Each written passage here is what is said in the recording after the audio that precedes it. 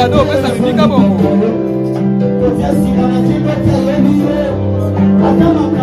Comment ça va?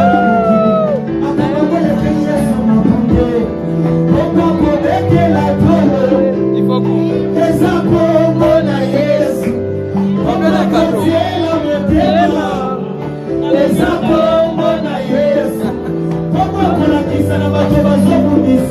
Palmi, wapi cadeau au Pesanga? Cadeau au Pesanga, papa. Pardon? Cadeau au Pesanga. Ouais, non, Pesanga.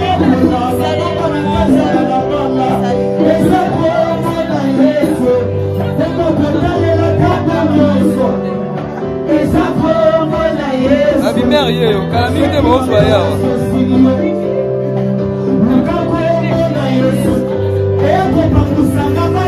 Maman ni hein?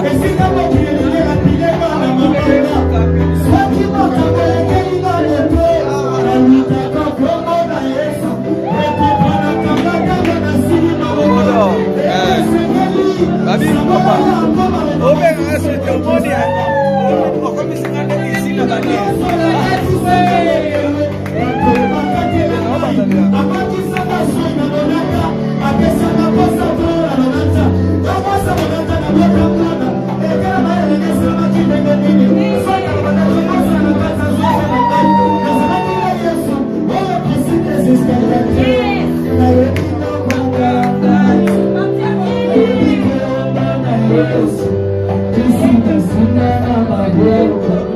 Vamos a unir,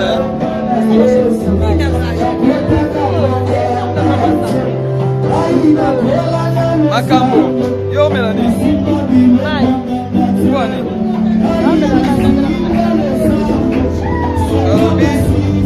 Papa na biso wa se.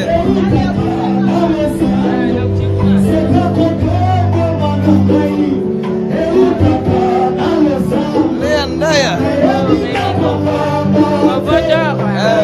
Serge, balobi kama cadeau ndio, kotela ba jinji te cadeau. Umianga ye, nana uya yo. Nana umeso. Yani.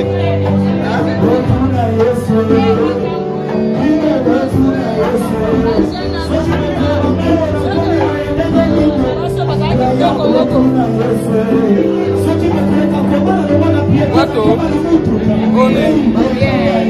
Wato, ele ngakalo. Opiano ngaye. Opiano ngaye. Na bindo opiano ngakalo, enga pala peo. Toza pona kalo. Ela katikisa na saki na yena muka. Toza pona kalo.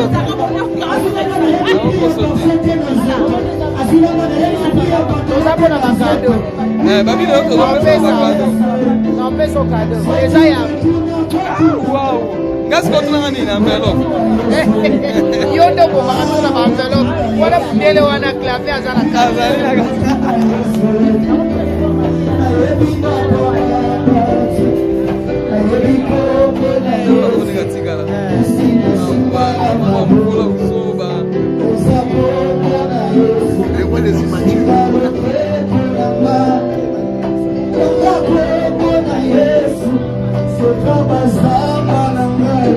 Coquette, hein?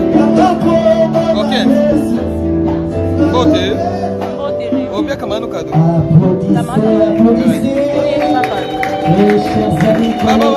Babylon, on va y la main, les athées. Ceux qui peuvent s'écrire à succès, ils ont besoin de carte échange de vœux. Ceux qui s'écrivent à succès, ils faut battre na Yesu.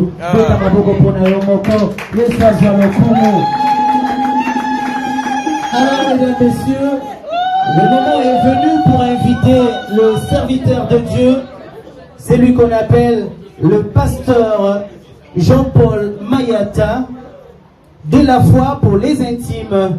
Nous allons l'inviter pour la prière d'ouverture de cette cérémonie, de cet échange de vœux.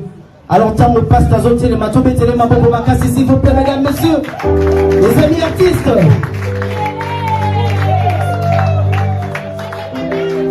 Bonsoir à tous. Bonsoir, Daddy. Vous permettez de saluer la présence de Papa Kofi. Papa Kofi, un grand merci parce que c'est notre doyen d'être au Sanani Awa.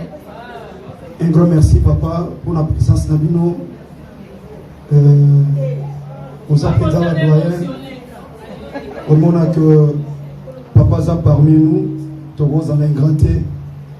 Et on a manifesté cette reconnaissance. Un grand merci, mon papa. Pour la chose à la mission, le rôle à Bana. Mboka o ezani mukolo ezamboka za na passe. On a quatre mboka na biso artiste et tant aux hommes na bino. Ils ont sala makasi pe fierté na biso. Encore une fois, papa Kofi, un grand merci. Et un grand merci pour vous permettre na maman Hélène dans mon domaine na biso côté wana la grande bazar bato bala sel so penzela. Surtout aux alabingra envers bango babima liboso na biso penzela la passe. Et un grand merci à tout le monde aussi, que le Seigneur vous bénisse.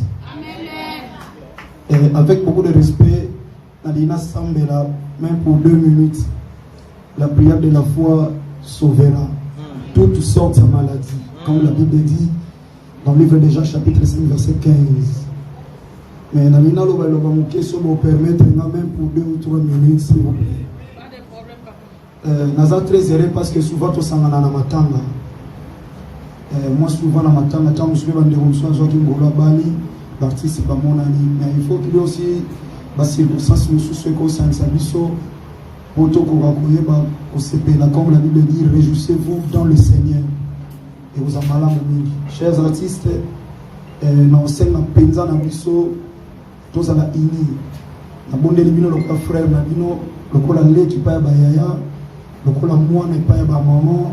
Moninga paya baninga koloba que tout le monde a esprit à haine, tout le monde a esprit à jalousie, tout le monde a esprit oignons et ont glorifié Nzambe te na musala na biso parce que l'élévation ne vient ni de l'Orient ni de l'Occident mais ça vient que de l'Éternel.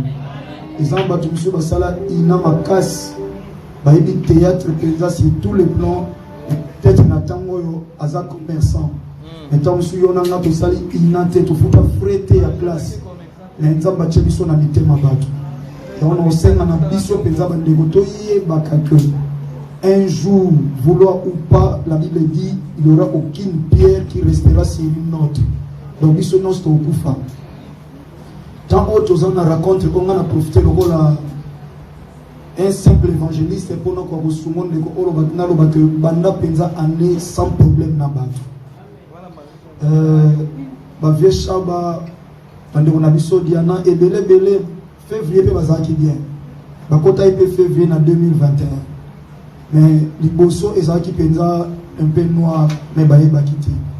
Mourir dans le péché, bien aimé, l'enfer existe. Et mon Bible le dit, rachetons le temps car les jours sont très mauvais. Ce que a esprit à moninga kufa, oko remplacer te na famille na ye, oko salele te o esengeli. Alors tous à la ini pardon penza mes frères et sœurs le Coran de Gonabina mobile c'est pas dans ces circonstances que ngana koya ou le mama kambo mais dans les personnes qui n'ont pas maman belle vie na ngana sunga pena lo bak nzamba trouver par naïe mon frère so za na problème na muninga bongisa tu es mi kotobota mamu kotokufa to yebite kaka na mois de février je ne sais pas si vous avez compris que batu ba kufi koto na monga fula. Nanjili kuna mtu kamunene à 20 tonnes francili et badi ko ramasser partout penepena RT et s'il est que souka na 207 et il y avait quelqu'un oyo akangami na sekoto azo senga secours na batu ba benda tailler pour que atikala ta handicapé moko alobi mais mutu ka oyo ko tombo la pa binisia azate mutu so kufa zo sentir ki nazo kufa et biso na yo to salelo monter malam ko le kepai na Nzambe. Ils ont été succès, ils ont été combo, ils ont été pour, ils ont peut-être les partenaires, mais comment sont les amours vivre et ça parce que il y a l'amour de Dieu et sa grâce qui est une faveur imméritée au neza di colonayo. Na bombeli penza biso, so ça na problème na muninga yaya, bongisa na yé, ne te vante pas le lendemain quand il sait pas ce que je peux t'enfanter. Kokumi sa lobité, lobeza nzambe. Mutu nyonso akufa na maladie, muso akufa na accident, muso akufa na volant, muso akufa na bureau, muso akufa na kati ya musala lokwa ba papa chef azo tourner et ils ont été compliqués pas kei. Donc bref, tout ça malam, tout le cas kimia na batu nyonso. La Bible dit pour na suki ça. Na mukana l'Ecclésiaste, la Bible zoloba. Jeune, réjouis-toi. Fais ce que ton cœur te demande, mais sache-le qu'un jour Dieu t'appellera en jugement. Sala oli ko sala. Mais soko boy ko tika. Alors il y a pas que un jour ça m'a obéi mon jugement. Et pour abattre lobby si on a bâti verset bah on va trop de versets. Bible lobby dans Apocalypse chapitre 22 verset 11 à 13. Bible lobby que injuste azala toujours injuste. Oh pas moni aotika la juste azala juste. Mais il y a pas que Jésus-Christ revient bientôt. Il a avec lui sa rétribution pour rendre à chacun selon ses œuvres. Misaloto Sala, après la mort, ou bien pendant que nous sommes encore vivants, les héros témoignent bisou. Donc, Misala Oto Sala, c'est que l'homme aura sémé. C'est ce qui nous mentionnera. Amen. S'il vous plaît, sortez au côté de ma pote s'il vous plaît.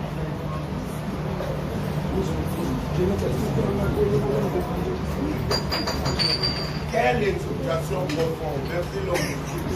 Pas de distraction.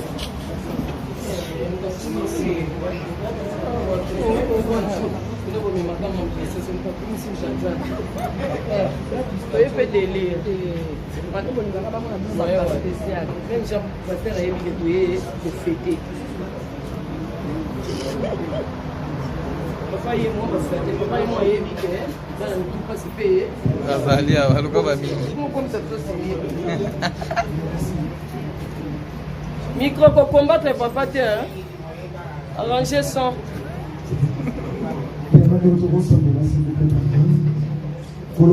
Merci de réaliser que et c'est même pas tout plus sur première position la soirée où l'échange de vie parce que son ça qui maman nous sommes venus ma capacité qu'on a qui jamais organisé cette activité cette soirée de la même manière Seigneur ce qui peut te trouver qui bonté dans le téléphone chaque matin tu renouvelles ta bonté à nous si tu n'as pas renouvelé ta bonté tu n'as pas toute bonté il y a beaucoup de questions merci Toyeto et la Tolia, Pedro Foulisani, comme il était écrit dans le livre de Joël, on peut dire qu'on tourne pour Foulisani. Toyeto pour Foulisani. Donc, pour recommander le moment où il entre tes mains, le sang qu'on a mis ensemble, pour réunir, pour dominer, pour causer ici d'abord. Moi, quand on a eu un cadeau, tant que je passe à l'échange, dans mon milieu, un bon délire au Nzam, c'est que l'union, c'est qu'on peut s'amener pas en déco. Parce que la Bible dit c'est que l'homme aura semé, il moissonnera. Et la Bible ajoute celui qui arrose sera lui-même arrosé. On a déclaré Nzam, quoi que Pambola Mouninga ya Pambola. Dans un monde, dans Genèse chapitre 12, du 1er jusqu'au 5e verset, sur Abraham.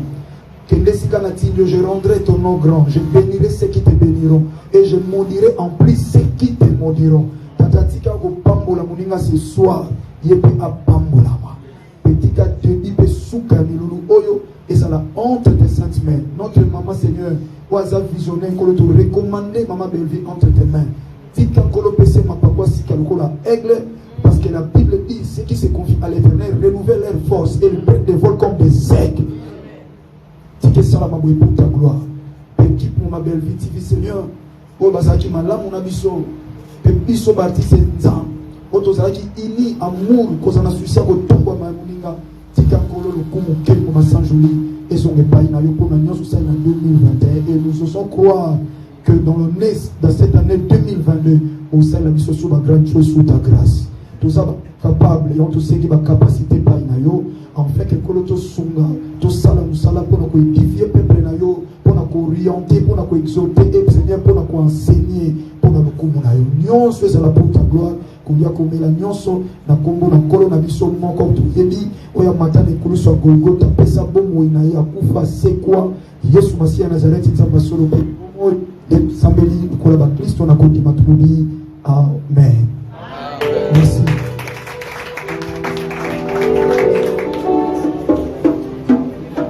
Oui, vous asseoir. Alors maintenant, après la prière, mesdames, messieurs, très chers amis, collègues artistes, nous allons inviter Madame Belinda Kandi, la patronne à la baronne, l'initiatrice et notre productrice de Bellard Productions, sous les applaudissements de tout le monde.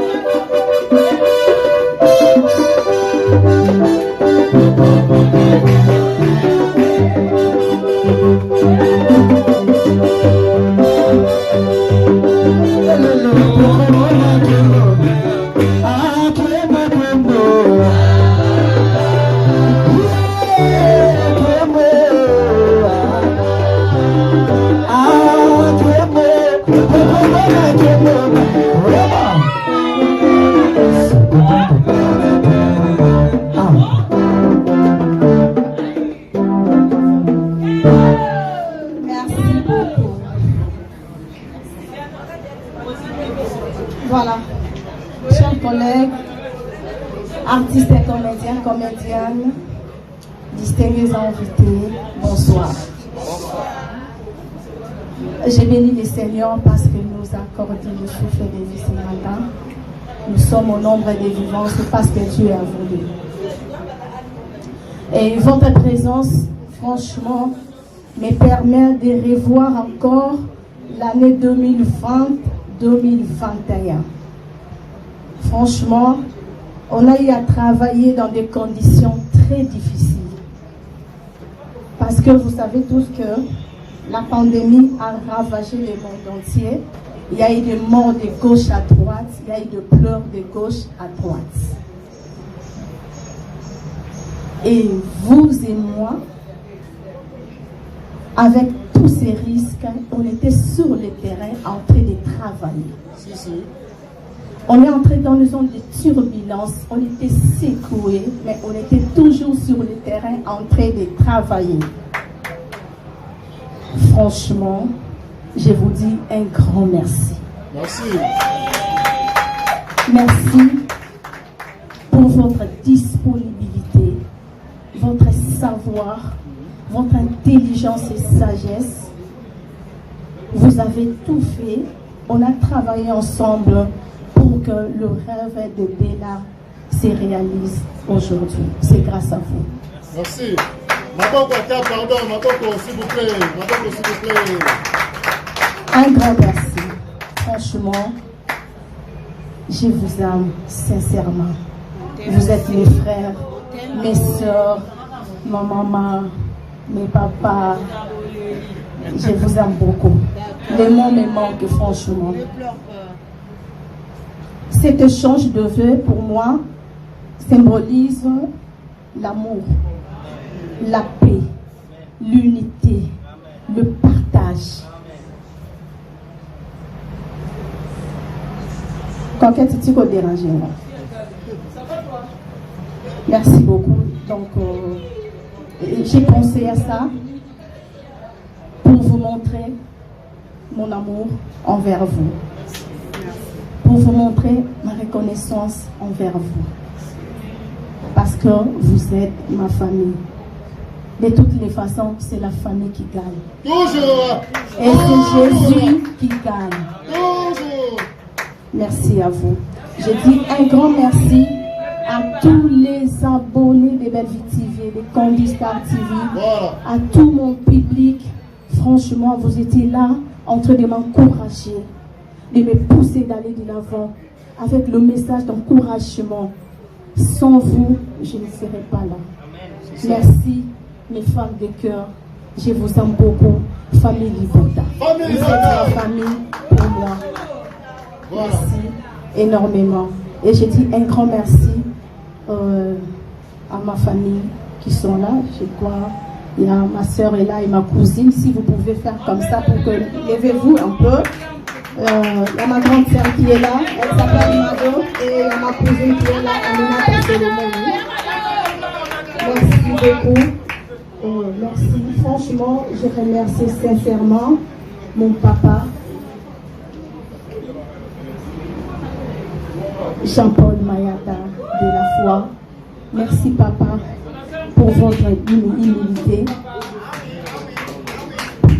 Papa, ma prière que Dieu vous donne une longue vie parce que nous avons encore besoin de vous.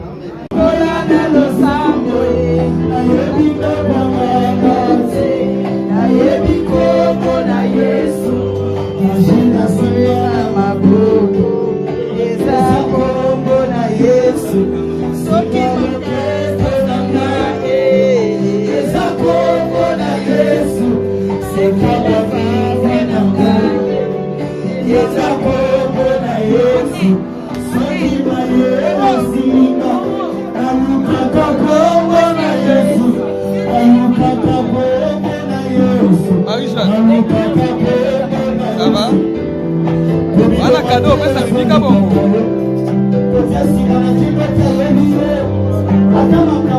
Kabongo ça va?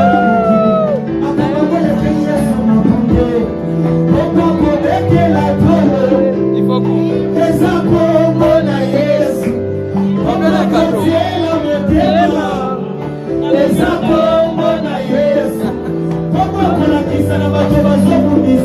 Palmi, wapi cadeau au Pesanga? Cadeau au Pesanga, papa. Pardon? Cadeau au Pesanga. Ouais, non, Pesanga.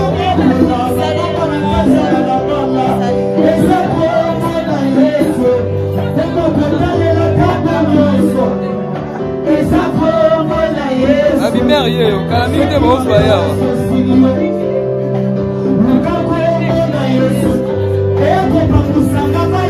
Maman ni hein?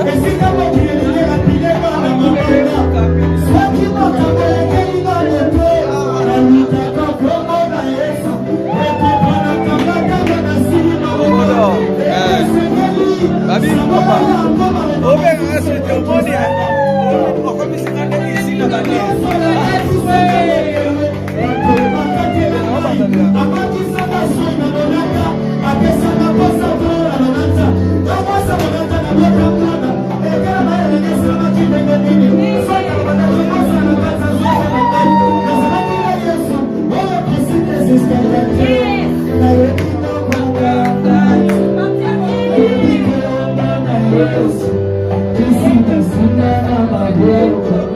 Vamos a unir, ¿eh?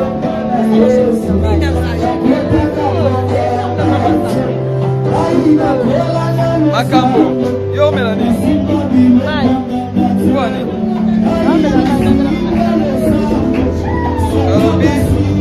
Papa na biso ye wa se.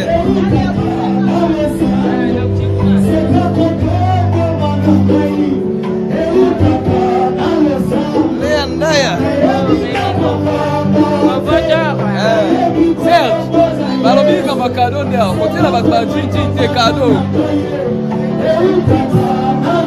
Ubianga ye, kana ubia yo. Kana upeso. Yani.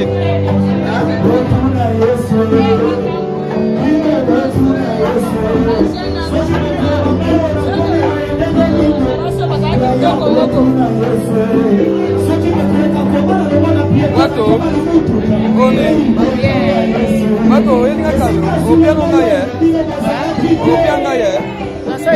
Na bino opiano ngakado, enga pala peo. Toza pona kado. Yena kati, kisa na saki na yena muka. Toza pona kado.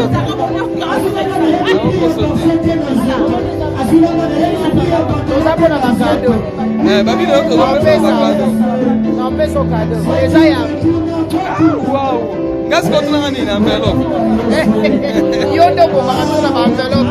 Wala mdele wana klape azana kaza.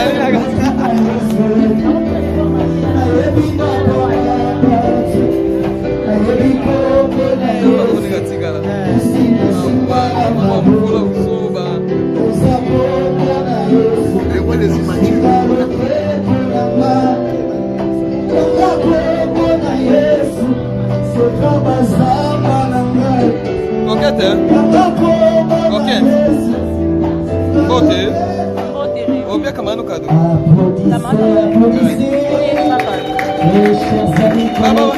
Babylon, on va y la main, les athées.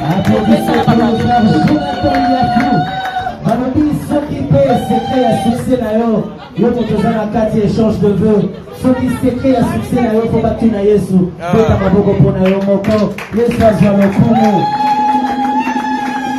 Alors, mesdames, messieurs, le moment est venu pour inviter le serviteur de Dieu, celui qu'on appelle le pasteur Jean-Paul Mayata, de la foi pour les intimes. Nous allons l'inviter pour la prière d'ouverture de cette cérémonie et cet échange de vœux. Alors, tant que passe à zoter le matou, mettez les mains pour ma casse, s'il vous plaît, mesdames, messieurs, les amis artistes.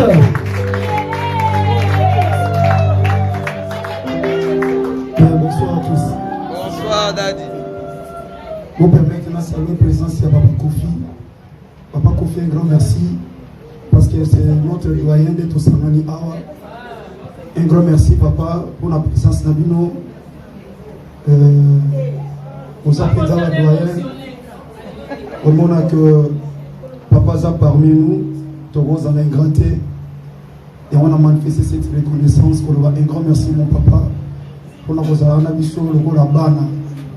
Mboka o ezani mukolo ezamboka za na passe. Donc na kata mboka na biso artiste tonto zo mona bino. Ils ont sala makasi pe fierté na biso. Encore une fois papa Kofi un grand merci.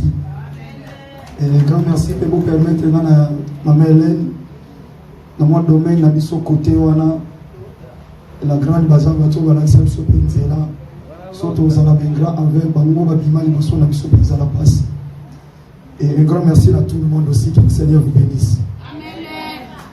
Et avec beaucoup de respect, Nadina Sambela, même pour 2 minutes, la prière de la foi sauvera toutes sortes de maladies. Comme la Bible dit dans le livre de Jean chapitre 5 verset 15. Mais Nadina Loba Mouké vous permettre même pour 2 ou 3 minutes, s'il vous plaît. Naza très heureux parce que souvent tout ça na matanga. Moi souvent dans ma temps, je suis dans des relations qui me bali, participe à mon ami. Mais il faut qu'il y ait aussi des circonstances où ceux qui sont en Sabiso, pour tout qu'on va courir, comme la Bible dit, réjouissez-vous dans le Seigneur. Et vous en malade. Chers artistes, dans scène, dans Penza, dans Bisso, tous à la ini. Dans bon délibino, le frère, le cola lait qui paye à Yaya, le cola moine qui paye à maman. Moninga paya baninga koloba que tout le monde a esprit à haine, tout le monde a esprit à jalousie, tout le monde a esprit oignon sur les eaux glorifiées dans Moussala na biso, parce que l'élévation ne vient ni de l'Orient ni de l'Occident, mais ça vient que de l'Éternel. Les gens battu monsieur basala ina makas baïbi théâtre présent sur tous les plans, peut-être natango yo aza commerçant. Maintenant, monsieur Yonanga, tout ça, il n'a pas de frété à classe. Mais il n'a pas de biso na mitema bato. Et on a aussi un biso pensaba ndegoto yebaka que un jour, vouloir ou pas, la Bible dit, il n'y aura aucune pierre qui restera sur une autre. Donc biso non c'est au kufa. Tant autres on a raconté qu'on a profité le rôle un simple évangéliste pour nous quoi soumon de ko na lo bato banda penza année sans problème na bato. Bavie Chaba, on a vu ça Diana et belé février peut bazaki bien. Bakota peut février en 2021. Mais les bosso et zaki penza un peu noir mais baé bakiti. Mourir dans le péché, bien aimé, l'enfer existe. Et mon Bible le dit, rachetons le temps car les jours sont très mauvais. Ce que on a esprit à mon ina kufa, oko remplacer te na famille na ye, oko salele te o esengeli. Alors tous à la ini pardon penza mes frères et sœurs le Coran de Gonabina Mobali c'est pas dans ces circonstances que ngana koya ou le mama kambo mais nan zele pe sameli nga pa mama belvi na ngana sunga pena lo bak nzamba trouver par na ye mon frère so za na problème na muninga bongisa tu ebi mi kotobota mamu kotokufa to yebite kaka na mois de février je ne sais pas si vous avez compris que batu ba kufi koto na monga fula. Nanjili kuna mutu kamunene à 20 tonnes francili et badi ko ramasser partout penepe na RT et s'il est que souka na 207 et il y avait quelqu'un oyo akangami na sekoto azo senga secours na batu ba benda tailler pour que atikala ta handicapé ye moko alobi mais mutu ka oyo ko tombo la pa binisi azate mutu so kufa zo sentir ki nazo kufa et biso na yo to salelo monter malam ko leke pa na nzambe. Ils ont été succès, ils ont été combo, ils ont été pour, ils ont peut-être les partenaires, mais comment sont-ils le roi là-bas, les amours vivre et ça parce que il y a l'amour de Dieu et sa grâce qui est une faveur imméritée au neza de colonayo. Na bombeli penza biso, so ça na problème na muninga yaya, bongisa na yé, ne te vante pas le lendemain quand il sait pas ce que je peux t'enfanter. Kokumi sa lobité, lobeza nza. Mutu nyonso akufa na maladie, muso akufa na accident, muso akufa na volant, muso akufa na bureau, muso akufa na kati ya musala lokwa ba papa chef azo tourner et ils ont été compliqués par kei. Donc bref, tout ça malam, tout le cas kimia na batu nyonso. La Bible dit pour na suki ça. Na mukana l'Ecclésiaste, la Bible zoloba. Jeune, réjouis-toi. Fais ce que ton cœur te demande, mais sache-le qu'un jour Dieu t'appellera en jugement. Sala oli ko sala. Mais soko boy ko tika. Alors yeba que un jour ça m'a obéi mon jugement. Et pour abattre lobby si on a bâti verset par le trop de versets. Bible lobby dans Apocalypse chapitre 22 verset 11 à 13. Bible lobby que injuste azala toujours injuste. Oh pas moni aotika la juste azala juste. Mais il n'y a pas que Jésus-Christ revient bientôt. Il a avec lui sa rétribution pour rendre à chacun selon ses œuvres. Misaloto Sala, après la mort, ou bien pendant que nous sommes encore vivants, les héros témoignent bisou. Donc Misala Oto Sala, c'est que l'homme aura sémé. C'est ce qui nous en souviendra. Amen. S'il vous plaît, sortez de côté, ma pote s'il vous plaît.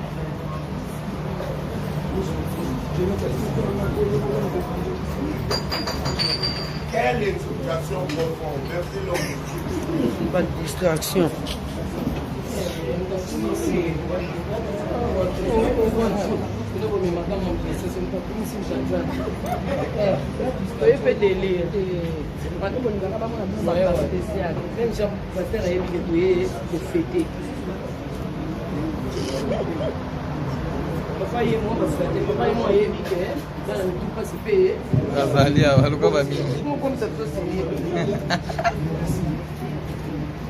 Micro pour combattre papa, tiens. Arranger son.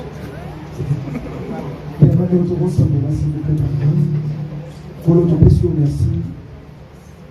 Vous réalisez que et si vous ne pas tomber sur la première position, la soirée, l'échange de vie, parce que si on peut savoir maman, nous sommes venus en capacité, qu'on n'a jamais organisé cette activité ou cette soirée. De la même manière, Seigneur, ceux qui peuvent te trouver qui bonté dans le téléphone, chaque matin, tu renouvelles ta bonté à nous. Si tu n'as pas renouvelé ta bonté, tu n'as pas toute bonté. Il y a beaucoup de questions, merci.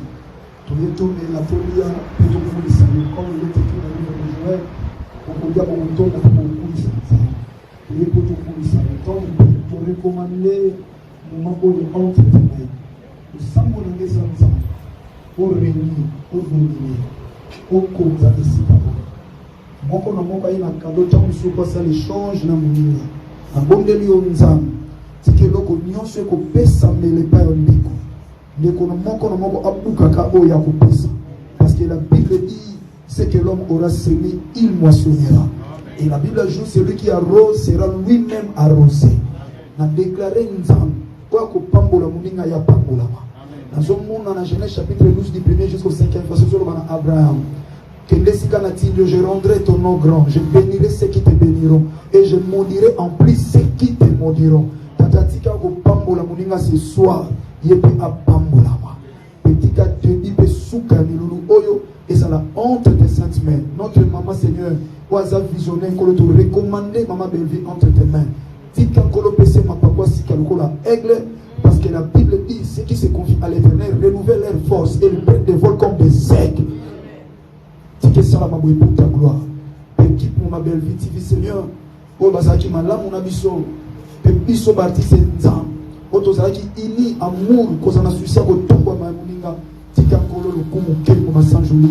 Et son épaille, n'a eu pour ma nion sous celle en 2021. Et nous osons croire que dans le nez, dans cette année 2022, au sein de la mission sur ma grande chose sous ta grâce. Tout ça, capable, et on te sait qu'il va capacité par Inayo.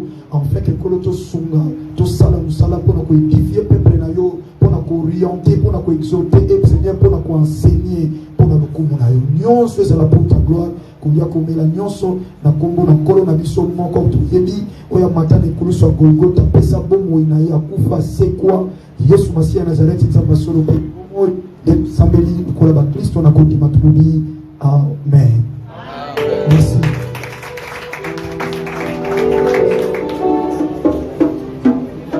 Oui, vous asseoir. Alors maintenant, après la prière, mesdames, messieurs, très chers amis, collègues artistes, nous allons inviter Madame Belinda Kandi, la patronne à la baronne, l'initiatrice et notre productrice de Bellard Productions, sous les applaudissements de tout le monde.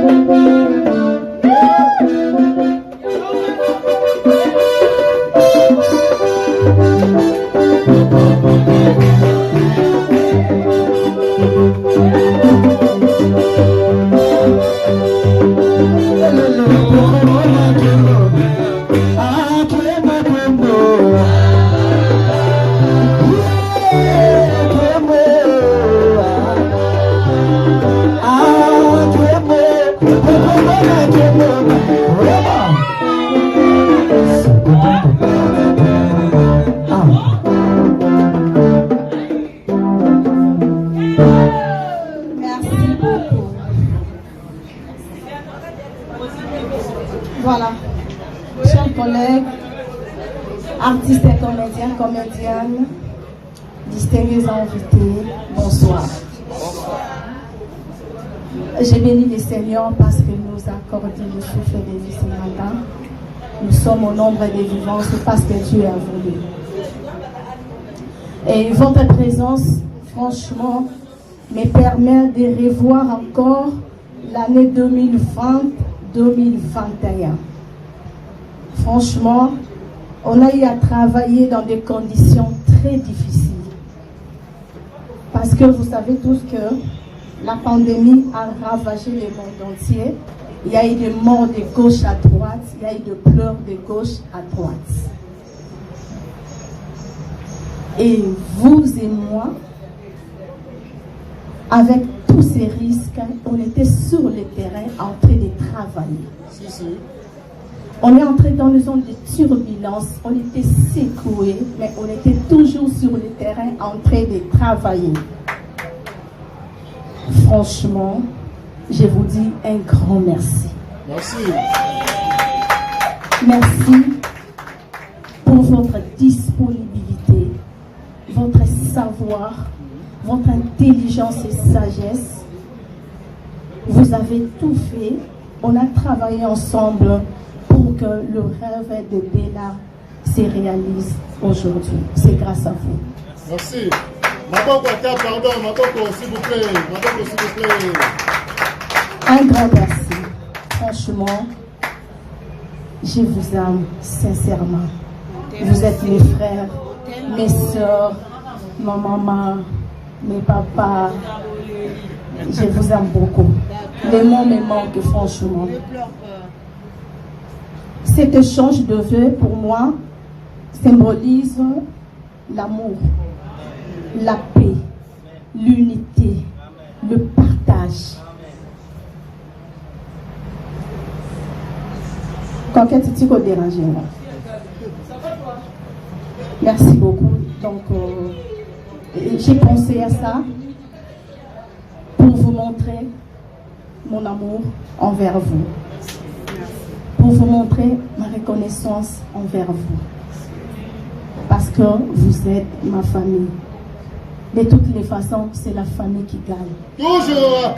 Et c'est Jésus qui gagne. Toujours. Merci à vous. Je dis un grand merci à tous les abonnés de Belle Vie TV, de Condistar TV, à tout mon public. Franchement, vous étiez là en train de m'encourager, de me pousser d'aller de l'avant avec le message d'encouragement. Sans vous, je ne serais pas là. Merci, mes femmes de cœur. Je vous aime beaucoup. Famille Libota. Vous êtes la famille pour moi. Merci énormément. Et je dis un grand merci à ma famille qui sont là. Je crois il y a ma soeur est là et ma cousine. Si vous pouvez faire comme ça pour que levez-vous un peu. Il y a ma grande sœur qui est là. Elle s'appelle Mado. Et il y a ma cousine qui est là. Amina Solomon. Merci beaucoup. Merci. Franchement, je remercie sincèrement mon papa.